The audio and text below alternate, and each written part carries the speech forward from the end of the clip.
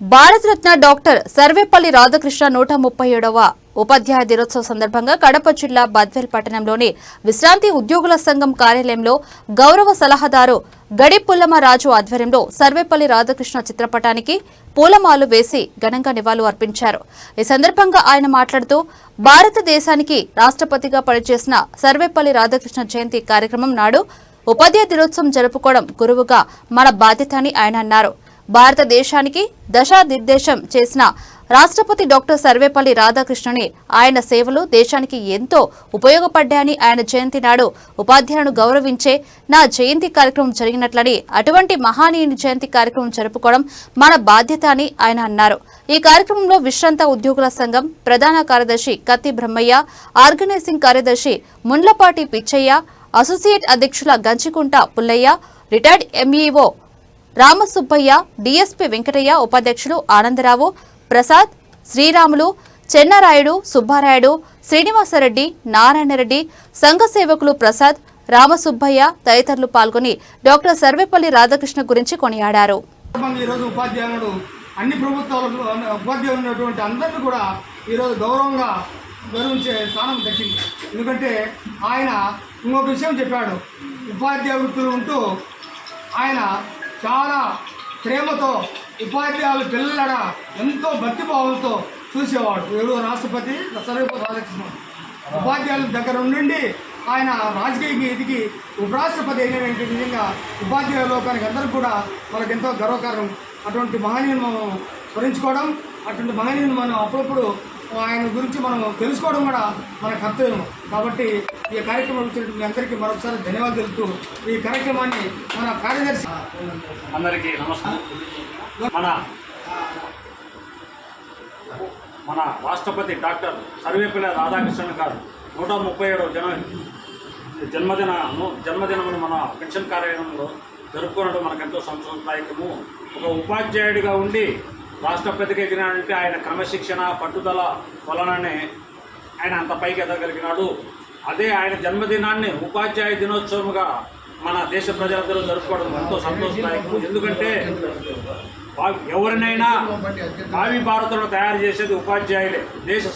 దేశానికి దేశ అభ్యున్నతికి దేశ అభివృద్ధికి దేశము ఉత్తమ దశగా ఉత్తమ పౌరులుగా తీర్చిదిద్దేది ఉపాధ్యాయులే.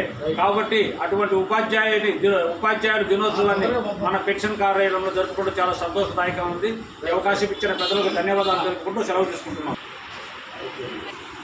అందరికీ నమస్కారం. నాకు ఈ సభలో మాట్లాడే జ్ఞానం ఇచ్చిన మా గురుదేవులకు నమస్కరిస్తూ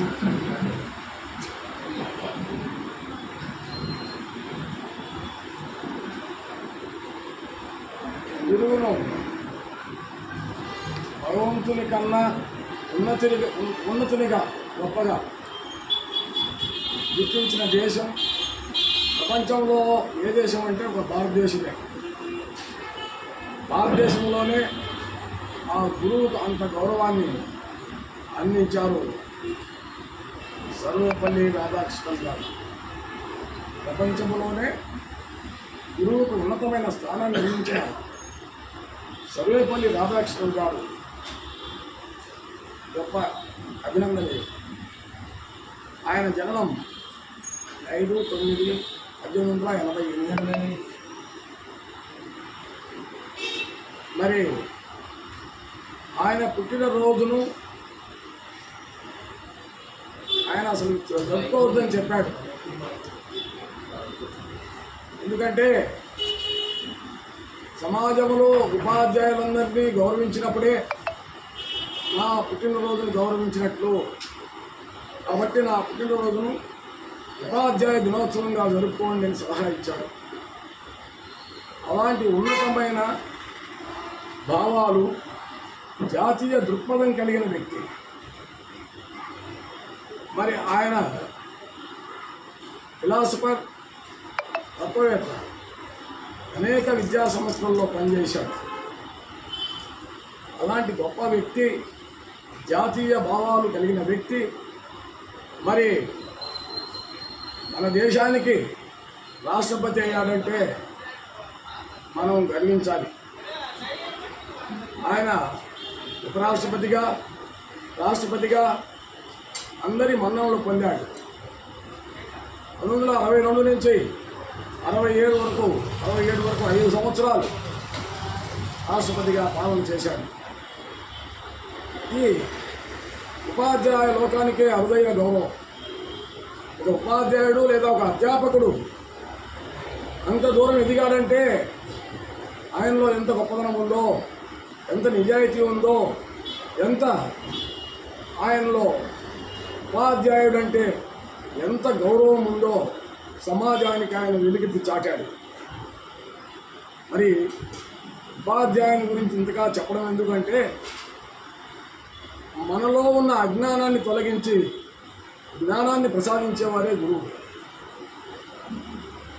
అజ్ఞాన తిమిరాంగస్య జ్ఞానాంజన శలాకయ చక్షురు నీలితం ఏన తస్మై శ్రీ గురవే నమః అన్నారు. అజ్ఞానమనే చీకటి నుండి జ్ఞానమనే జ్యోతిని వెలిగించి మన కనులు తెరిపించిన ఆ గురువులు వారు చాలా అభినందనీయులని చెప్పారు.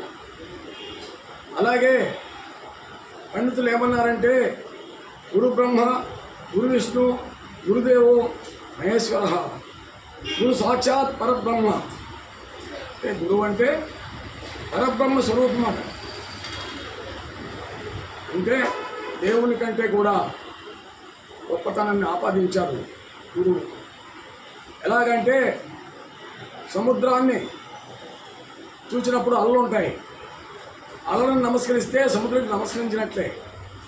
అలాగే గురువుకు నమస్కరిస్తే త్రిమూర్తులకు కూడా నమస్కరించినట్లే అనేది నా అనుభవం. కాబట్టి గురువును ఎంత ఉన్నత దశకు చేర్చాడు అంటే ఈ మహానుభావుడు సర్వేపల్లి గారు గొప్ప ఆధ్యాత్మికవేత్త. కాబట్టి గురువు దేవుని కంటే కూడా గొప్పవాడని చెప్పాడు. మరి ఈ గురువు అనే పదానికి చాలా అర్థాలు ఉన్నాయి, చాలా భావాలు ఉన్నాయి. ఆధ్యాత్మికంగా ఎదిగిన వారిని నిజంగా గురువులు అంటారు. మరి ఇక్కడ మన గురువుకు అంత ప్రాధాన్యత వచ్చింది అంటే వారు పెట్టిన భిక్షే మనకు.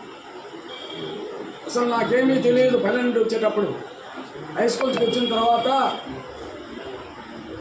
వారు చెప్పిన 4 అక్షరాలే. నేను ఎక్కడో ఉన్నాను, అధమ స్థాయిలో ఉన్నాను. వారు చెప్పిన 4 అక్షరాలే నన్ను ఇంతవాణిగా చేశాయి. ఒకనాడు మేము మా గురువులతో విహారయాత్రకు పోయాం, బద్వేల్లో పనిచేసేటప్పుడు. అక్కడ పెర్లగొండం అని చూడడం పోయాం. అనుకోకుండానే పెర్లగొండంలో అకస్మాత్తుగా పడిపోయాను లోపల. నాకు తెలియదు. నా గురువులు చూశాను, నా పిల్లలు చూశాను. వెంటనే తీసి బయట పెట్టి ఆ నీటిని, తాగే నీటిని తొలగించి నా గురువులు నాకు పునర్జన్మ ఇచ్చారు. మరి నేను ఇప్పటికి కూడా నా గురువులను ఎప్పుడు మర్చిపోలేను. వెంకయ్యరావు గారు, దేవదానం గారు, దేవరాజరావు గారు, పెంచరెడ్డి గారు, అలాగే మల్లారెడ్డి సారు, వెంకయ్య సారు, వారు అంకిత భావంతో ఒక బిడ్డలుగా మమ్మల్ని చూసుకున్నారు. అలా చెప్పబట్టే మేము ఈ స్థితికి వచ్చాం. మరి ఈనాడు వారు లేకుంటే